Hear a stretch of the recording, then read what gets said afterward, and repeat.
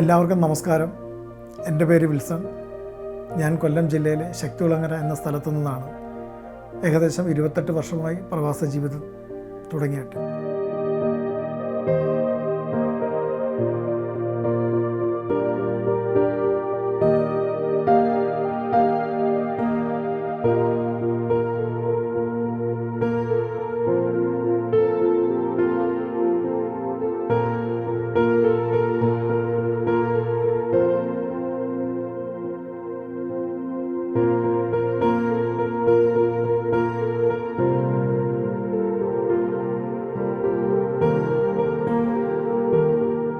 ഞാൻ എൻ്റെ college life pre degree വരെ പഠിച്ചതാണ്.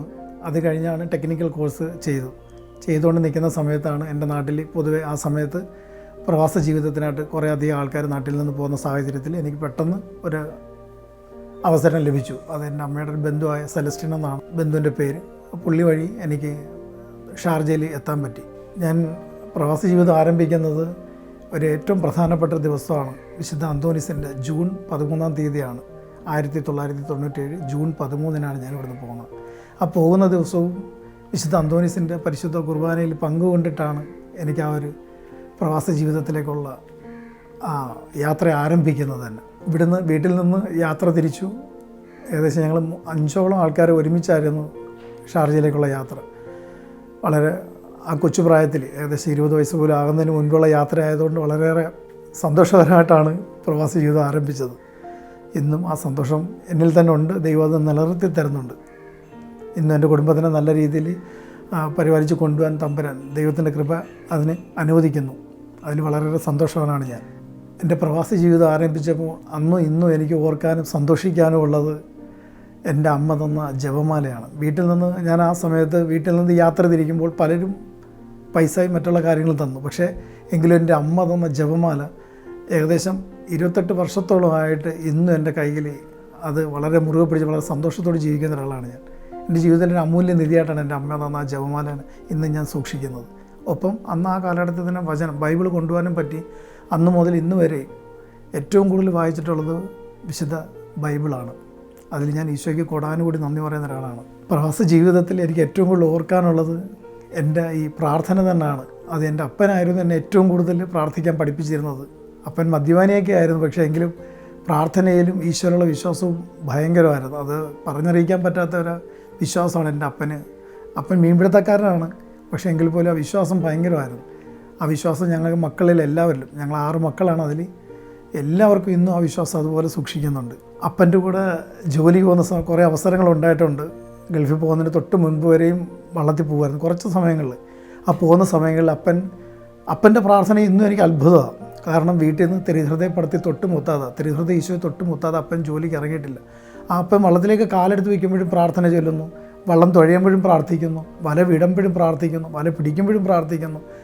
ഞാൻ പലപ്പോഴും അപ്പനോട് ചോദിച്ചിട്ടുണ്ട്, അപ്പം ഇത്രയ്ക്കും പ്രാർത്ഥിക്കുന്നത് എന്താണോ പലപ്പോഴും ഞാൻ ചോദിച്ചിട്ടുണ്ട്. കാരണം ഞാൻ എൻ്റെ ജീവിതത്തിൽ അത്രയും പ്രാർത്ഥിക്കുന്നവരെ കണ്ടിട്ടില്ല. വീട്ടിൽ നിന്ന് വൈകിട്ട് 6 മണിക്ക് ഇറങ്ങിപ്പോയാൽ രാവിലെ ചില സമയത്ത് 6 മണിക്കായിരിക്കും വള്ളം കരയ്ക്കെടുക്കുന്നത്. ആ 6 മണി വരെയും പ്രാർത്ഥിക്കുന്നൊരു അപ്പനെയാണ് ഞാൻ കണ്ടിട്ടുള്ളത്. അപ്പൻ തന്ന ഏറ്റവും വലിയ വിശ്വാസം എനിക്ക് ഇന്നും ഓർക്കാനുള്ളത്, വീട്ടിൽ നിന്ന് ഇറങ്ങുന്ന സമയത്ത് തിരുഹൃദയ ഈശോയിൽ തൊട്ടുമുത്താതെ ഞാനും അത് എൻ്റെ ഭാര്യനെ, എൻ്റെ ജീവിത പങ്കാളിനെ ശീലിപ്പിച്ചു, ഒപ്പം മക്കളെ ശീലിപ്പിച്ചു. ഞങ്ങളെല്ലാവരും ഇന്ന് വീട്ടിൽ നിന്ന് 10 തവണ വീട്ടിൽ നിന്ന് പുറത്തിറങ്ങേണ്ടതായിട്ട് വന്നാലും ആ 10 തവണയും തിരുഹൃദയ ഈശോയെ തൊട്ടുമുത്തിയിട്ടേ ഞങ്ങൾ ഇറങ്ങാറുള്ളൂ. അത് ഞങ്ങളുടെ ജീവിതത്തിൽ ഏറ്റവും വലിയ സന്തോഷമാണ്. അതുപോലെ കുളിക്കുമ്പോഴും ആ വെള്ളത്തിൽ തൊട്ട് പിതാവിനും പുത്രനും പരിശുദ്ധാത്മാവിനും തൃത്വസ്തുതി ചൊല്ലാതെ ആ വെള്ളം തലയിൽ ഒഴിക്കാറില്ല. ആഹാരം കഴിക്കുമ്പോൾ കുരിശ് വരയ്ക്കാതെ ആഹാരം, അങ്ങനെ നൂറുകണക്കിന് കാര്യങ്ങൾ അതെല്ലാം അപ്പം ശീലിപ്പിച്ച് തന്നതാണ്. അതിന്നും ആ വിശ്വാസം അതുപോലെ എന്നിൽ മാത്രമല്ല എൻ്റെ കുഞ്ഞുങ്ങളിലും അത് ഉണ്ട്. അതിൽ വളരെ സന്തോഷവാനാണ് ഞാൻ. എൻ്റെ പ്രവാസി ജീവിതത്തിൽ എനിക്ക് ഏറ്റവും കൂടുതൽ വിശ്വാസം വർദ്ധിച്ചൊരു സംഭവം, ഏറ്റവും വലിയ ഇന്ന് കണ്ണുനീരോടുകൂടി ഞാനത് ഓർക്കുന്നു. എൻ്റെ കുറേ സുഹൃത്തുക്കൾ അവിടെ ഉണ്ടായിരുന്ന സമയത്ത് പെട്ടെന്ന് ചിക്കൻ പോക്സ് പടർന്നു പിടിച്ച്. പക്ഷേ എനിക്കറിയത്തില്ല, എൻ്റെ ഏറ്റവും ക്ലോസ്ഡ് ആയിട്ടൊരു സുഹൃത്തുണ്ടായിരുന്നു. ആ സുഹൃത്തിന് ചിക്കൻ പോക്സ് ആയിരുന്നു. അപ്പോൾ ആ സമയത്ത് ഞാൻ പുള്ളിനെ സന്ദർശിക്കാൻ ചെല്ലുകയാണ്. പുള്ളിക്ക് അസുഖമുണ്ട്, പക്ഷേ ഒരിക്കലും എന്നോട് പറയുന്നില്ല. കാര്യം ഞാൻ പേടിക്കുമെന്ന് കാര്യത്തിൽ. പക്ഷേ എനിക്ക് അടുത്ത ദിവസം നല്ലൊരു വർക്ക്, ഒരു ലോങ് പ്രോജക്റ്റിലേക്ക് അടുത്ത ദിവസത്തേക്ക് എനിക്ക് ജോലിക്ക് പ്രവേശിക്കേണ്ട സാഹചര്യമായിരുന്നു. പക്ഷേ ഞാനിത് ഈ സന്തോഷം പറയാൻ ചെല്ലുകയാണ്. പക്ഷേ ആ വ്യക്തിയിൽ നിന്ന് എനിക്ക് ചിക്കൻ പോക്സ് പിടിപെടുകയും ഞാൻ അത്രയും ദിവസവും മറ്റുള്ള ബാക്കിയുള്ള ആൾക്കാർക്ക് വേണ്ടി ചിക്കൻ പോക്സ് പടർന്നു പിടിക്കുന്ന സാഹചര്യത്തിൽ അവർ അതിൽ നിന്ന് വിടുതൽ കിട്ടി അവർ പെട്ടെന്ന് സുഖം പ്രാപിക്കണം എന്ന് ആഗ്രഹിച്ച് ഇരിക്കുന്നൊരു വ്യക്തിയായിരുന്നു ഞാൻ. എല്ലാ ദിവസവും പരിശുദ്ധ കുർബാന കാണാൻ പോകുമായിരുന്നു. ഷാർജ പള്ളിയിലായിരുന്നു. പക്ഷേ അന്ന് മലയാളം പൂജയില്ല, മലയാളം ദിവ്യബലി ആഴ്ചയിൽ ഒരു തവണ ഉണ്ടായിരുന്നുള്ളൂ. ബാക്കി എല്ലാ ദിവസവും ഇംഗ്ലീഷ് മാസിന് പോകുമായിരുന്നു. ആ സമയത്ത് ഞാൻ പ്രാർത്ഥിച്ചുകൊണ്ടിരിക്കുന്ന സമയത്ത് എനിക്ക് ആ അസുഖം പിടിപെട്ടു. പക്ഷേ അത് എന്നിലുള്ള വിശ്വാസം വർദ്ധിപ്പിക്കുകയാണ് ചെയ്തത്. എന്നിലുള്ള വിശ്വാസം തകർത്തില്ല. ഞാൻ പ്രവേശിക്കാൻ ഒരുങ്ങിയ ജോലി എനിക്ക് നഷ്ടപ്പെട്ടു. പക്ഷേ ആ ജോലി നഷ്ടപ്പെട്ടെങ്കിലും എനിക്ക് ഈശോയിലുള്ള വിശ്വാസം വർദ്ധിക്കുകയാണ് ചെയ്തത്. ഞാൻ മറ്റുള്ളവർക്ക് വേണ്ടിയാണ് പ്രാർത്ഥിച്ചത്. പക്ഷേ ആ പ്രാർത്ഥിച്ച് എനിക്ക് തന്നെ അസുഖം തമ്പുരാൻ തന്നു എന്ന് അറിയാതെ കരഞ്ഞു, അല്ലെങ്കിൽ വിഷമം ഉണ്ടായി. പക്ഷേ എങ്കിലും അതിലൂടെ എനിക്ക് വിശ്വാസം വർദ്ധിക്കുകയാണ് ചെയ്തത്. അതിനേക്കാൾ വലിയ ജോലി എനിക്ക് എൻ്റെ ഈശോ തന്നു, എൻ്റെ കുടുംബത്തെ അനുഗ്രഹിച്ചു.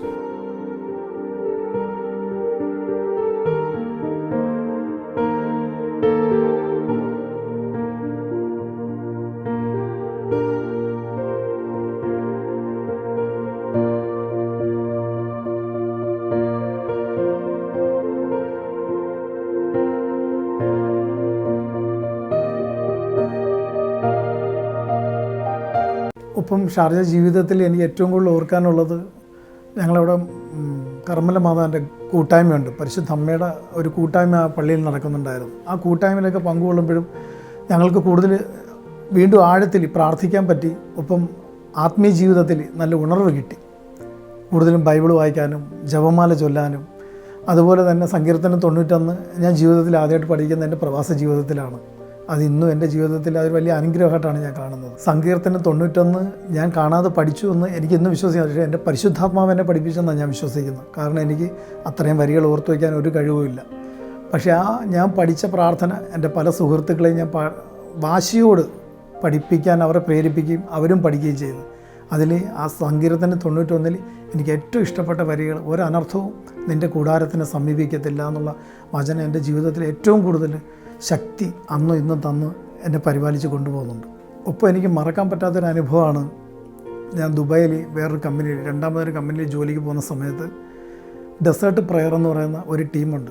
എനിക്കറിയത്തില്ലായിരുന്നു. അപ്പോൾ ഞങ്ങൾ താമസിക്കുന്ന അക്കോമഡേഷനിൽ നിന്ന് ഏകദേശം 2 കിലോമീറ്റർ കൂടുതൽ ദൂരമുണ്ട് ആ സ്ഥലത്ത്. അപ്പം നല്ല ചൂട് സമയമാണെങ്കിലും തണുപ്പ് സമയമാണെങ്കിലും നല്ല ചൂട് സമയത്താണ് ഞാൻ ആ കൂട്ടായ്മയിലേക്ക് കടന്നു ചെല്ലുന്നത്. അപ്പം ഞങ്ങൾ നല്ല സ്പീഡിൽ നടന്നാണ് അവിടെ എത്തുന്നത്, ആ കൂട്ടായ്മയിൽ എത്താൻ വേണ്ടി. ആ എത്തുന്ന സമയത്ത് എൻ്റെ ജീവിതത്തിൽ ഇന്നും മറക്കാൻ പറ്റാത്ത പ്രവാസി ജീവിതത്തിൽ ഒരു അനുഭവമാണ് അവിടെ ഉണ്ടായത്. 11 kV ടവർ പോകുന്ന ഡെസേർട്ടിൻ്റെ നടുവിലൂടെ അത് കടന്നു പോകുന്നു. ആ ഡെസേർട്ടിൻ്റെ നടുവിൽ ആ 11 kV ടവറിൻ്റെ താഴെ വെറും ഒരു മാറ്റ് മാത്രം ഇട്ട് അതിനകത്ത് എനിക്ക് ആ ഡെസേർട്ട് പ്രയറിൽ പരിശുദ്ധ അമ്മയുടെ ഫാത്തിമയിലെ രൂപം വെച്ചിട്ടാണ് അവർ ആ സുഹൃത്തുക്കൾ പ്രാർത്ഥിക്കുന്നത്. അപ്പോൾ എന്നെ ഈ കൂട്ടായ്മയിലേക്ക് കൊണ്ടുപോയത് ജിസ്മോൻ എന്ന് പറയുന്ന ഒരു കൂട്ടുകാരനാണ്, കോട്ടയത്തുള്ളതാണ്. നല്ല ആത്മീയതയിൽ വളർന്നൊരു മകനാണത്. എന്നെ ആ മകനാണ് വിളിച്ച് ഈ കൂട്ടായ്മയിലേക്ക് കൊണ്ടുപോയത്. പക്ഷേ ആ സമയത്ത് എല്ലാ വ്യാഴാഴ്ചയാണ് ആ സമയത്ത് ആ കൂട്ടായ്മ ഉള്ളത്.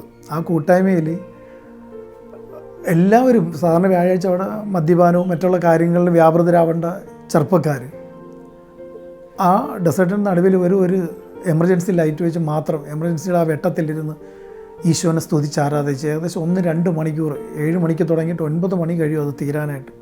ആ 2 മണിക്കൂർ ആരാധനയും സ്തുതിപ്പും മാത്രമാണ് ഇന്നും ഞാൻ ജീവിതത്തിൽ വിശ്വസിക്കുന്നത്. എനിക്കിപ്പോൾ വലിയ ശമ്പളത്തിൽ എൻ്റെ ഈശോ എനിക്ക് ജോലി തന്നു. ഞാൻ ഇന്നും വിശ്വസിക്കുന്നത് ആ മരുഭൂമിയിലിരുന്ന് കൈവിരിച്ച് പ്രാർത്ഥിച്ചതിൻ്റെ കൃപയാണെന്ന് ഞാൻ വിശ്വസിക്കുന്നത്. ആ ഡെസേർട്ട് പ്രയറിലുള്ള അനുഭവം എൻ്റെ ജീവിതത്തിൽ ഒരിക്കലും മറക്കാൻ പറ്റാത്തൊരു സാഹചര്യം. അന്ന് ആ മരുഭൂമിയിലിരുന്ന് വലിയ സ്പീക്കറോ അല്ലെങ്കിൽ വെളിച്ചങ്ങളോ ഒന്നുമില്ല. ഒരു എമർജൻസി ലൈറ്റിൻ്റെ ആ വെളിച്ചത്തിലിരുന്ന് പരിശുദ്ധ അമ്മയിലൂടെ ഈശോനെ മഹത്വപ്പെടുത്തി ഞങ്ങൾ. ഇന്ന് എനിക്ക് നല്ല രീതിയിലുള്ള ശമ്പളവും സാഹചര്യങ്ങളും ഭവനവും മക്കളെല്ലാം ഈശോ ഒന്നൊന്നായി എനിക്ക് തന്നു. ഇന്ന് ഞാൻ വിശ്വസിക്കുന്നത് ആ മരുഭൂമിയിലെ പ്രാർത്ഥനയാണെന്നാണ്. എൻ്റെ ആ ദുബൈയിൽ ജീവിതത്തിൽ ഏറ്റവും കൂടുതൽ എനിക്ക് ഈശോ തന്ന വേറൊരു ഈശോ തന്ന കൃപയാണെന്ന് ഞാൻ വിശ്വസിക്കുന്നത്.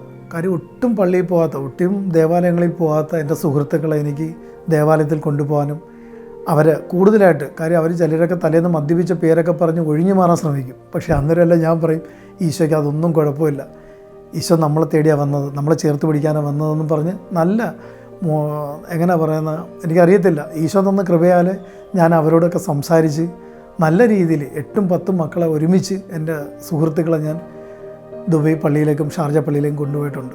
അതിന് ഈശോയ്ക്ക് ഇന്നും നന്ദി പറയുന്നു. എൻ്റെ പ്രവാസ ജീവിതത്തിലെ വേറൊരു അനുഭവമുണ്ട്. ഈശോനെ മുഖാമുഖം കണ്ട ഒരു അനുഭവമുണ്ട്. ജോലി ഇല്ലാതെ കിടന്ന 2 സുഹൃത്തുക്കൾ ഞാൻ ആഹാരം വാങ്ങിക്കൊടുത്ത് ജോലിക്ക് കൊണ്ട് കയറ്റി. അവർക്ക് ജോലി ഇല്ല, തീർത്തു. ആഹാരം കഴിക്കാൻ പോലും സാഹചര്യം ഇല്ലാത്തൊരവസരത്തിൽ കിടക്കുമ്പോൾ അവിടെ നിന്ന് ഞാൻ ജോലി വാങ്ങിക്കൊടുത്ത് ആഹാരം വാങ്ങിക്കൊടുത്ത് അവരെ ഞാൻ ആ ജോലിക്ക് പ്രവേശിപ്പിച്ചു. ആ സുഹൃത്തുക്കൾ പ്രത്യേക സാഹചര്യത്തിൽ എന്താണെന്ന് ഇന്നും എനിക്കറിയില്ല. അവർ ചെന്ന് ഇംഗ്ലീഷുകാരനടുത്ത് പറഞ്ഞു കൊടുത്ത് ഞാൻ സ്ട്രൈക്കാണെന്ന്. എൻ്റെ മനസ്സിൽ ഈ നിമിഷം വരെ ഞാൻ അങ്ങനെ ഒരു വാക്ക് പറയുകയോ പ്രവർത്തിക്കുകയോ ചെയ്തിട്ടില്ല. ദുഃഖവെള്ളിയാഴ്ച ജോലി ചെയ്യണമെന്ന് പറഞ്ഞ് ഞാൻ പറ്റത്തില്ല എന്ന് മാത്രമേ പറഞ്ഞുള്ളൂ. അന്ന് മുതൽ ഇന്ന് വരെ പ്രവാസി ജീവിതത്തിൽ ദുഃഖവെള്ളിയാഴ്ച എനിക്ക് ജോലി ചെയ്യേണ്ടതായിട്ട് വന്നിട്ടില്ല. ഞാനിപ്പോൾ ലാസ്റ്റ് ടൈം റിഗിലാണ്, ഓഫ് ഷോറിൽ ഓയിൽ ആൻഡ് ഗ്യാസ് ഫീൽഡിലാണ് ജോലി ചെയ്യുന്നത്. അവിടെ ഫ്രൈഡേ അല്ലെങ്കിൽ ഗുഡ് ഫ്രൈഡേ ഒന്നുമില്ല. പക്ഷേ എങ്കിൽ പോലും എനിക്ക് അവധി തന്ന് എൻ്റെ ഈശോനെ മഹത്വപ്പെടുത്താനും ആ മുഴുവൻ ദിവസത്തിൽ എനിക്ക് ഉപവസിച്ച് പ്രാർത്ഥിക്കാൻ പറ്റിയൊരവസരം ഉണ്ടായിട്ടുണ്ട്. പക്ഷേ എൻ്റെ ആ ജോലി അവർ പറഞ്ഞ് എൻ്റെ ജോലി നഷ്ടപ്പെട്ടു. എനിക്ക് വല്ലാത്ത വേദന ഉണ്ടായെങ്കിലും എൻ്റെ ഈശോ എന്നെ ചേർത്ത് പിടിച്ച് അതിനേക്കാൾ വലിയ സ്ഥാനത്ത് എൻ്റെ തമ്പുരാൻ എന്നെ കൊണ്ടിരുത്തി. ഈശോയ്ക്ക് നന്ദി. ഒപ്പം എനിക്ക് മറക്കാനാവാത്തൊരു നിമിഷമാണ് ഈശോ നേരിട്ട് ഇടപെട്ട ഒരു നിമിഷമാണ്. ഒരു പൈപ്പ് ലൈൻ്റെ ജോബ് ചെയ്യുന്ന സമയത്ത് എൻ്റെ സഹോദരനുണ്ട് ഒപ്പം. എൻ്റെ അപ്പൻ്റെ അനുജൻ്റെ മോനും എൻ്റെ കൂടെ ജോലി ചെയ്യുകയാണ്. ക്രെയിനിൽ ആ പൈപ്പ് ലിഫ്റ്റ് ചെയ്യുന്ന സമയത്ത് അതിൻ്റെ സപ്പോർട്ട് ഒടിഞ്ഞു പോയി. അപ്പോൾ എൻ്റെ കാൽപാദം ഫുള്ള് 2 പൈപ്പിനിടയിലായിപ്പോയി. ആ ക്രെയിനിൽ ലിഫ്റ്റ് ചെയ്യാൻ പറ്റുന്നതിനേക്കാളും ഭാരം കൂടി പൈപ്പായിരുന്നു അവിടെ ഇരുന്നത്. അപ്പോൾ ഈശോയെന്ന് മാത്രമേ എന്നിൽ നിന്ന് വന്നുള്ളൂ. ഞാനൊരു കുഴിയിൽ നിൽക്കുകയാണ്. അവിടെ നിന്ന് ഈശോയെന്ന് മാത്രമേ എന്നിൽ നിന്ന് വന്നുള്ളൂ. ആ ഉയർന്ന ഈശോ എന്നെ ഒരു അപകടവും പറ്റാതെ ആ ക്രെയിൻ ഓപ്പറേറ്റർ വളരെ നല്ല രീതിയിൽ പൈപ്പ് മൂവ് ചെയ്ത് മാറ്റിയിട്ട് എൻ്റെ കാലെനിക്ക് എടുത്തു മാറ്റാനും ആ വലിയ അപകടത്തിൽ നിന്ന് ഈശോ എന്നെ രക്ഷിച്ചു. എൻ്റെ ശരീരത്തിൽ ഇതുവരെ ആയിട്ടും പല അപകടങ്ങളിൽ ഞാൻ ചെന്ന് പെട്ടിട്ടുണ്ട്. ഇന്ന് വരെ ഒരു അംഗവൈകല്യം ഉണ്ടാകത്തക്ക രീതിയിൽ എൻ്റെ തമ്പുരാൻ എന്നെ കൈപിടിച്ച് നടത്തി. ആ ഈശോയ്ക്ക് നന്ദി. അതിനോടൊപ്പം എൻ്റെ വിദ്യാഭ്യാസ യോഗ്യതയോ എൻ്റെ അറിവോ ഒന്നും മാനദണ്ഡമാക്കാതാണ് എൻ്റെ ഈശോ എൻ്റെ ജീവിതത്തിൽ ഇടപെട്ടത്. അത് എപ്രകാരം എന്ന് പറഞ്ഞാൽ എൻ്റെ വിദ്യാഭ്യാസ യോഗ്യതയോ അതല്ലെങ്കിൽ വേറെ ഏതെങ്കിലും കാര്യങ്ങളോ അതിൻ്റെ അടിസ്ഥാനമല്ലാന്ന് ഇന്നും ഞാൻ പൂർണ്ണമായിട്ടും വിശ്വസിക്കുന്നതാണ്. ഞാൻ ഇപ്പോൾ ചെയ്യുന്ന ജോലിയിൽ എൻ്റെ ഏറ്റവും അടുത്ത എൻ്റെ പ്രാർത്ഥനാ ജീവിതം അറിയാവുന്നവർ പോലും എന്നോട് പറഞ്ഞിട്ടുണ്ട്, നല്ലൊരു ജോലിക്ക് വേണ്ടി ശ്രമിച്ചുകൂടെ, നല്ലൊരു ജോലിക്ക് വേണ്ടി പ്രാർത്ഥിച്ചുകൂടെ. അന്ന് മുതൽ ഇന്ന് വരെയും എനിക്ക് അങ്ങനെ ഒരു ഓർമ്മയില്ല. ഞാൻ മറ്റുള്ളവർക്ക് വേണ്ടി പ്രാർത്ഥിക്കും, പക്ഷേ എനിക്ക് വേണ്ടി ഞാൻ പ്രാർത്ഥിച്ചിട്ട് എനിക്കൊരു ഓർമ്മ പോലുമില്ല. പക്ഷേ എൻ്റെ ഈശോ അവർ പറഞ്ഞ തുകയേക്കാൾ ഇരട്ടി തുകയിൽ എനിക്ക് ജോലി തന്ന് എൻ്റെ തമ്പുരാൻ എന്നെ അനുഗ്രഹിച്ചു. ഈശോ എൻ്റെ കൂടെ കൈപിടിച്ച് നടത്തിയതിൻ്റെ അതിൻ്റെ തെളിവാണ് ഇന്ന് ഞാൻ നിങ്ങളോടിരുന്ന് സംസാരിക്കുന്നത്. ആ ഈശോയ്ക്ക് മഹത്വം.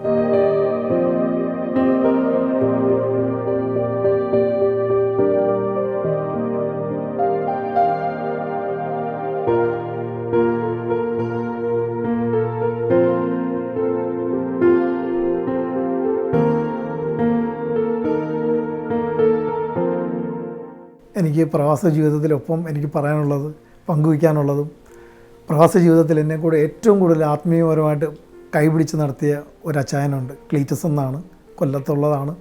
അപ്പം ഞങ്ങൾ ഷാർജ പള്ളിയിൽ ഏറ്റവും ബാക്കിൽ നിന്ന് പരിശുദ്ധ കുർബാന കാണുന്നൊരു ശീലമായിരുന്നു ഞങ്ങൾക്കുണ്ടായിരുന്നത്. പക്ഷേ ആ ക്ലീറ്റസ് ചേട്ടൻ്റെ ഒരു പ്രാവശ്യത്തെ നിർബന്ധപ്രകാരം എന്നോട് ഒരു തവണയേ പറഞ്ഞുള്ളൂ, ഒരു പ്രാവശ്യം നമുക്ക് മുൻപിലിരുന്ന് ദിവ്യബലി കാണാമെന്ന്. ആ മുൻപിലേക്ക് ഞങ്ങൾ പരിശുദ്ധ കുർബാന കാണാനായിട്ട് ആദ്യത്തെ ബെഞ്ചുകളിലേക്ക് ചെന്ന എനിക്ക് കിട്ടിയ ഒരു അനുഭവം, ഈശോയുടെ വക്ഷസ്സിൽ യോഹന്നാൻ എങ്ങനെയാണോ ചാരിക്കിടന്ന് അതേ ഫീലിങ്സിലാണ് പിന്നീട് പരിശുദ്ധ കുർബാന പങ്കുകൊള്ളാനും ഈശോനെ ആരാധിക്കാനും സാധിച്ചത്. ഇന്ന് ഏകദേശം 47 വയസ്സാകുന്നു. ഇന്നും ഈശോയോട് ചേർന്നിരുന്നുകൊണ്ട്, അൾത്താരയോട് ചേർന്നിരുന്ന് പരിശുദ്ധ കുർബാന പങ്കുകൊള്ളാനും ഈശോനെ ആരാധിക്കാനും ഒരു കൃപ ക്ലീറ്റസ് ചേട്ടൻ്റെ ആ ഇടപെടലിലൂടെ എനിക്ക് ഈശോ നേടിത്തന്നു. ഈശോയ്ക്ക് നന്ദി. എൻ്റെ ഡ്യൂട്ടി ടൈം മിക്ക സമയങ്ങളിലും 12 മണിക്കൂർ ഡ്യൂട്ടി ടൈം ഉണ്ടായിരുന്ന നിറയെ ജോലികളിൽ ഞാൻ 12 മണിക്കൂർ കൂടുതലുള്ള ജോലികൾ ചെയ്തിട്ടുണ്ട്. ആ സമയത്തും ദുബായ് എയർപോർട്ടിൻ്റെ ഒരു ജോലിക്ക് ഞങ്ങൾ ചെയ്യുന്ന സമയത്ത് 15 മണിക്കൂറോളം ജോലി ചെയ്യുമായിരുന്നു. പക്ഷേ ഈ 15 മണിക്കൂർ ജോലിയും കഴിഞ്ഞ് വന്ന് ഫുഡ് കഴിക്കാനല്ല ഞാൻ നോക്കിയിട്ടുള്ളത്, ബൈബിൾ വായിക്കാനും എൻ്റെ ഇടവകയുടെ മധ്യസ്ഥനായ വിശുദ്ധ ജോൺ ഡി ബ്രിറ്റോയുടെ നൊവേന മുടങ്ങാതെ ചെല്ലുമായിരുന്നു. അതെൻ്റെ ജീവിതത്തിൽ മറക്കാൻ പറ്റാത്തൊരു അനുഭവമാണ്. കാരണം അതിലേക്ക് മറ്റുള്ളവരെ ആകർഷിക്കാനും മറ്റുള്ളവരും ആ നൊവേന ചൊല്ലാനും മറ്റുള്ളവർക്ക് വിശുദ്ധ ജോൺ ഡി ബ്രിട്ടോയെ കുറിച്ച് പറഞ്ഞു കൊടുക്കാനും എനിക്ക് ഈശോ ഒരു അവസരം തന്നു. ഈശോയുടെ നാമത്തെ മഹത്വപ്പെടുത്താൻ പറ്റി.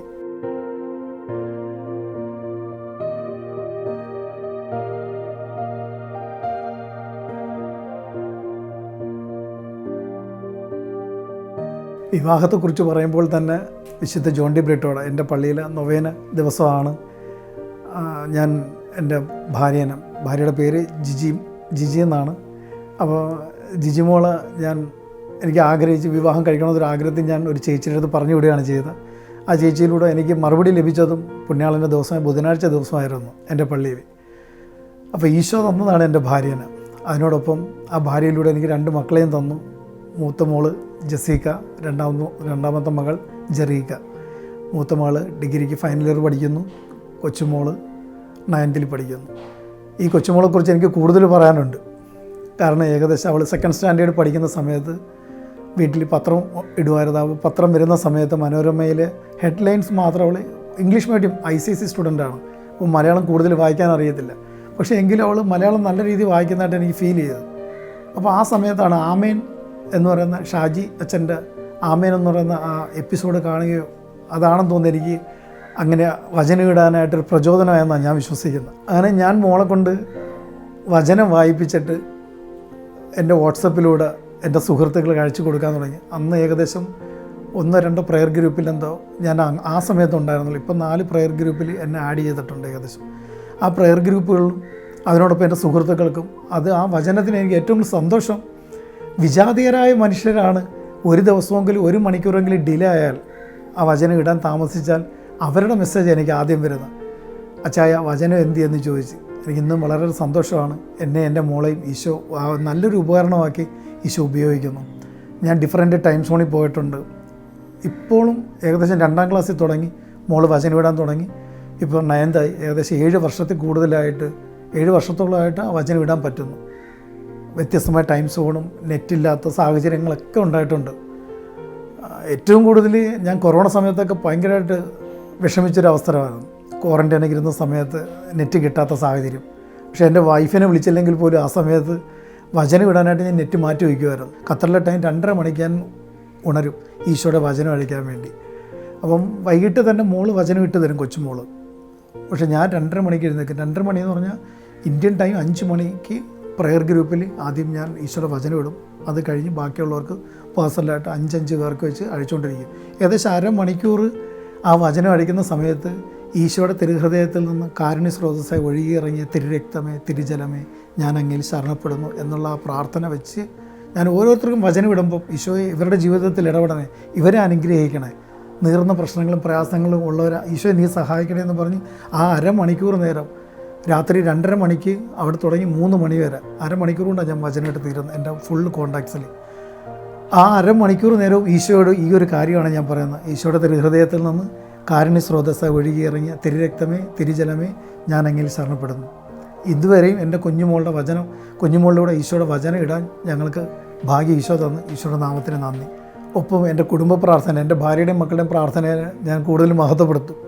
കാരണം ഞാൻ ഒരു ട്രെയിനിങ്ങിന് അസസ്മെൻറ്റിൻ്റെ സമയത്ത് ഏകദേശം 60,000 രൂപ കൂടുതൽ ആ സമയത്ത് അതിൻ്റെ ആ എക്സാമിന് 60,000 രൂപ കൂടുതലാണ്. അപ്പോൾ ഫെയിലായ 60,000 രൂപ നമ്മുടെ കയ്യിൽ നഷ്ടപ്പെടും. പക്ഷേ ആ സമയത്ത് എക്സാം ആണെന്ന് പറയുമ്പോൾ എൻ്റെ വൈഫും മക്കളും ഉയർപ്പ് ഞായറാഴ്ച രാത്രിത്തെ അവിടുന്ന് കത്തിക്കുന്ന തിരിയുടെ ബാക്കി വീട്ടിൽ സൂക്ഷിക്കും. അതെടുത്ത് വെച്ച് കത്തിച്ച് അമ്മയും മക്കളും പ്രാർത്ഥിക്കുമായിരുന്നു. എൻ്റെ എക്സാം തീർന്ന് ഞാൻ അവിടുന്ന് ഫോൺ ചെയ്യുമ്പോഴാണ് അവരെ പ്രാർത്ഥനയിൽ നിന്ന് ഇറങ്ങി ഈശോയ്ക്ക് നന്ദിയും പറഞ്ഞ് മാറുന്നത്. എൻ്റെ വൈഫിൻ്റെയും മക്കളുടെയും സപ്പോർട്ട് എനിക്ക് ഭയങ്കരമാണ്. ഈശോ ഒരുക്കുന്നതാണ്. ഈശോ തന്ന കൃപ കൊണ്ടാണ് എനിക്കിത് സംസാരിക്കാൻ പോലും പറ്റുന്നത്. ഈശോയുടെ നാമത്തിന് മഹത്വം. പ്രവാസ ജീവിതത്തിലൊപ്പം വീണ്ടും പറയാനുള്ളത്, എനിക്ക് നാട്ടിലും ഭയങ്കര സന്തോഷമാണ്. എല്ലാ ദിവസവും പരിശുദ്ധ കുർബാന മുടങ്ങാതെ കാണാറുണ്ട്. ഞാനും എൻ്റെ കുടുംബവും മാക്സിമം മക്കൾ ശ്രമിക്കാറുണ്ട്. എന്തെങ്കിലും ട്യൂഷനോ കാര്യങ്ങളുണ്ടെങ്കിൽ മാത്രമേ വിട്ടു നിൽക്കാത്തുള്ളൂ. അല്ലാത്ത മാക്സിമം പരിശുദ്ധ കുർബാനയിൽ കുടുംബം പങ്കുകൊള്ളാറുണ്ട്.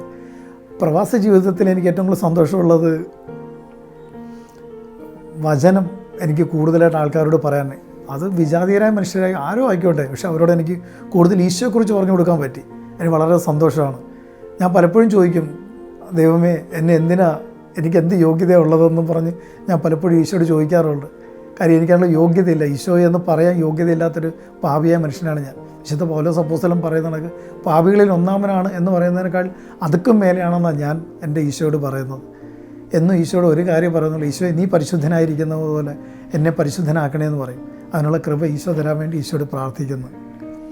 വിദേശത്തായിരിക്കുന്ന സമയത്ത് നിറയെ ആൾക്കാർക്ക് ബൈബിൾ എത്തിച്ചു കൊടുക്കാനായിട്ട് ഒരു പയ്യൻ, എൻ്റെ സുഹൃത്താണ്, അവൻ വെക്കേഷന് പോയിട്ട് തിരിച്ചു വരുമ്പോൾ ഒരു എയർ ബാഗ് നിറയെ ഏകദേശം 12-13 ബൈബിള്, സമ്പൂർണ്ണ ബൈബിളും കൊണ്ടാണ് അവൻ എനിക്ക് വരുന്നത്. എനിക്കൊരു ഗിഫ്റ്റ് പോലെയാണ് അവൻ തന്നത്. ഞാനത് മുഴുവൻ ആൾക്കാർക്കും കൊടുത്തു, വചനം വായിക്കാൻ പറഞ്ഞു. ഇതുപോലെ ഞാൻ ഏത് ട്രിപ്പ് പോയാലും കുറേയധികം ജപമാല കൊണ്ടുപോകും. വളരെയധികം ആൾക്കാർക്ക് ജപമാല കൊടുത്ത് ഈ ലാസ്റ്റ് ടൈം പോലും ഒരു തമിഴ് മകൻ, അവന് ഒരു പൈശാചിക ബന്ധനം പോലെ വന്ന്, അപ്പം ഞാൻ ഈ പ്രാർത്ഥിച്ച ജപമാല എടുത്ത് അവൻ്റെ പില്ലോടെ താഴെ വെച്ച് കിടന്നുറങ്ങാൻ പറഞ്ഞ് അവൻ വളരെയേറെ വലിയൊരു സാക്ഷിയാണ് എൻ്റെ അടുത്ത് പറഞ്ഞത്. അവൻ ആ പൈശാചിക ബന്ധനം വിട്ടുപോയെന്നുള്ള അവസ്ഥയിലാണ് അവൻ പിന്നീട് കടന്നുപോയത്. എനിക്ക് ഈശോയ്ക്ക് നന്ദി പറയുന്നു അതിലൂടെ. പ്രവാസ ജീവിതത്തിൽ ഞാൻ പലപ്പോഴും കൊണ്ടുപോയ ബൈബിള് എൻ്റെ സുഹൃത്തുക്കൾക്ക് കൊടുത്തിട്ട് വരേണ്ടതായിട്ടുള്ള അവസരം ഉണ്ടായിട്ടുണ്ട്. കാര്യം അതില്ലാത്ത സുഹൃത്തുക്കളുണ്ട്. അപ്പോൾ ഞാൻ വെക്കേഷൻ നാട്ടിലേക്ക് വരുന്ന സമയത്ത് അവർ പറയും, അച്ചായ നാട്ടിലോട്ട് പോയല്ലേ, എനിക്ക് ബൈബിൾ തരാൻ പറയാം. അങ്ങനെ ഞാൻ പല നല്ല ഇഷ്ടപ്പെട്ട വചനങ്ങളൊക്കെ അണ്ടർലൈൻ ചെയ്ത് വയ്ക്കുമായിരുന്നു. അപ്പോൾ എനിക്ക് കൊടുക്കാൻ നല്ല വിഷമമുണ്ട്. പക്ഷേ എങ്കിലും അവരെല്ലാം ഈശോയിലേക്ക് അടുപ്പിക്കാനുള്ള ആഗ്രഹം കൊണ്ട് ഞാൻ ബൈബിൾ കൊടുത്തിട്ട് വരും. ഇപ്പോൾ ലാസ്റ്റ് ഒരു ബൈബിൾ വാങ്ങി, ആ ബൈബിള് ഇവിടുന്ന് ഫ്ലൈറ്റ് കയറുന്ന സമയം പോലെ ഞാൻ വായിക്കാൻ തുടങ്ങി. ഞാൻ തിരിച്ച് നാട്ടിലെത്തി വരുന്നതിനകത്ത് എനിക്ക് ആ സമ്പൂർണ്ണ ബൈബിൾ വീണ്ടും പൂർണ്ണമായിട്ടും വായിച്ച് പൂർത്തീകരിക്കാൻ പറ്റി. അതിന് ഈശോയ്ക്ക് നന്ദി പറയുകയാണ്. കാര്യം എന്ന് പറഞ്ഞാൽ അതിന് ഏറ്റവും കൂടുതൽ എനിക്ക് ഇഷ്ടപ്പെട്ട വചനം, ബൈബിളിലെ ഏറ്റവും ചെറിയ വചനമായ ഈശോ കരഞ്ഞു എന്ന് പറയുന്നത്. ഈശോനെ സ്നേഹിക്കുന്ന, ഈശോനെ ആരാധിക്കുന്ന മറിയം കരഞ്ഞപ്പോഴാണ് ഈശോ കരഞ്ഞത്. കാര്യം പലരും വിചാരിക്കും ലാസർ മരിച്ചതുകൊണ്ടാണ് ഈശോ അല്ല, ഈശോ കരഞ്ഞത് ഈശോനെ ആരാധിക്കുന്ന ഒരു മൂക്കട കണ്ണ് നിറഞ്ഞപ്പോഴാണ് ഈശോ കരഞ്ഞത്. എനിക്ക് ഏറ്റവും ഇഷ്ടപ്പെട്ട ബൈബിളിലെ വചനം ഈശോ കരഞ്ഞു എന്നുള്ളതാണ്. പ്രവാസ ജീവിതത്തിൽ എനിക്ക് ഇന്നും ഈശോയോട് എങ്ങനെ നന്ദി പറയണമെന്ന് അറിയില്ല. കാര്യം ഓരോ പ്രാവശ്യവും ഞാൻ ചെല്ലുമ്പം ഓരോ വ്യക്തികളെയാണ് ഈശോ എനിക്ക് തരുന്നത്. ആ വ്യക്തികളുടെ അടുത്ത് ഈശോയെക്കുറിച്ച് പറഞ്ഞു കൊടുക്കാനും ഈശോയുടെ സ്നേഹം പങ്കുവെച്ചു കൊടുക്കാനും എനിക്ക് സാധിച്ചു. അതിന് ഈശോയ്ക്ക് ഇന്നും ഞാൻ കോടാനുകൂടി നന്ദി പറയുകയാണ്. ഈശോ എന്നെ അതിന് ഒരുക്കുന്നതിനും ഞാൻ നന്ദി പറയുകയാണ്. കാര്യം എൻ്റെ നാട്ടിലുള്ള ജീവിതത്തെക്കാൾ കൂടുതൽ എനിക്ക് ഈശോനെ മഹത്വപ്പെടുത്താൻ പറ്റുന്നത് എൻ്റെ പ്രവാസ ജീവിതമാണ്. അതിന് 100 കണക്കിന് സാക്ഷ്യങ്ങൾ എനിക്കുണ്ട്. അതിൽ ഞാൻ ഈശോയ്ക്ക് നന്ദി പറയുന്നു. ദൈവത്തിന് നന്ദി.